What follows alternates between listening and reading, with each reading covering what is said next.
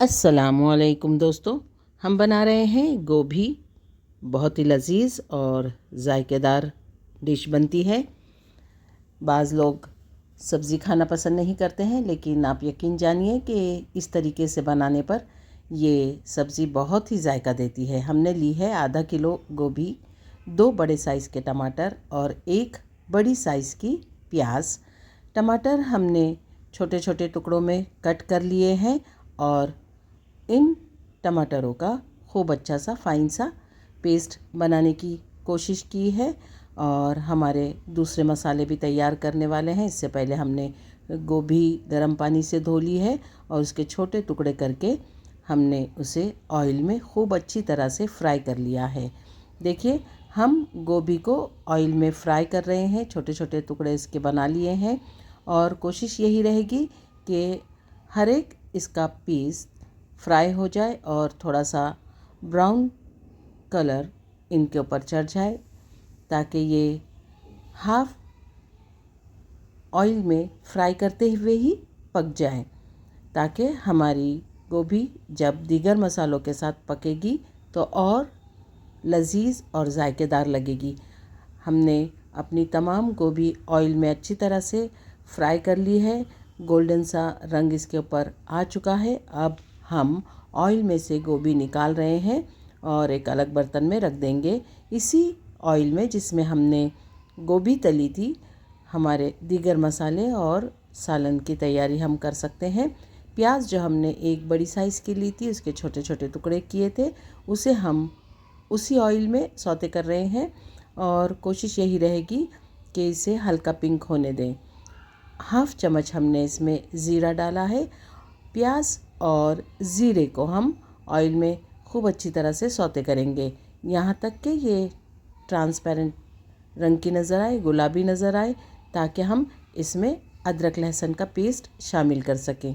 अगर आप चाहें तो 1 चम्मच पिसा हुआ अदरक लहसुन का पेस्ट शामिल करें या 1 चम्मच इसमें दरदरा सा कूटा हुआ अदरक लहसुन शामिल करें। हम 1 चम्मच पिसा हुआ अदरक लहसुन का पेस्ट इसमें शामिल कर रहे हैं। जब ये हल्की सी गुलाबी हो जाएगी और ट्रांसपेरेंट सी नज़र आने लगेगी, हमने अदरक लहसुन का पेस्ट इसमें शामिल कर दिया है और प्याज के साथ इसे खूब अच्छी तरह से भूनेंगे, ताकि इसके कच्चेपन की खुशबू चली जाए और प्याज इसके साथ खूब अच्छी तरह से पकने लगे। टमाटर जो हमने कट करके पेस्ट बना लिया था, अब इस पेस्ट को भी हम मसालों में शामिल करेंगे। हमारा टमाटर प्यूरी तैयार है। प्याज हल्की हल्की सी गुलाबी हो चुकी है। साथ ही हमारे दूसरे मसाले हमने तैयार किए हैं। हाफ चम्मच धनिया पाउडर, हाफ चम्मच लाल मिर्च का पाउडर, हाफ चम्मच ज़ीरा पाउडर, हाफ चम्मच गरम मसाला पाउडर, नमक जायके के मुताबिक, और ये मिर्च का पाउडर हमने लिया है कश्मीरी लाल मिर्च, जो तीखी नहीं है, इसलिए हमने 2 रंग की मिर्च के पाउडर इस्तेमाल किए हैं, एक तीखी और एक हल्की तीखी। साथ ही हाफ चम्मच हल्दी का पाउडर भी इस्तेमाल किया है।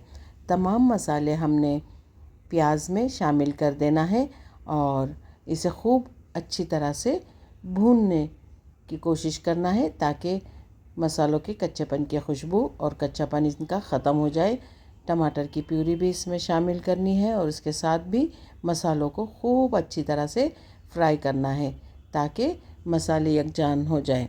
अब इन भुने हुए मसालों में हम शामिल करने जा रहे हैं हमारी फ्राई की हुई गोभी, जो कि तकरीबन 60% तक पक चुकी है तलते हुए ही।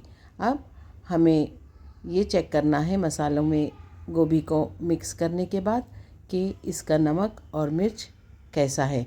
याद रहे कि मिर्च और नमक आपको अपने जायके के मुताबिक शामिल करना है।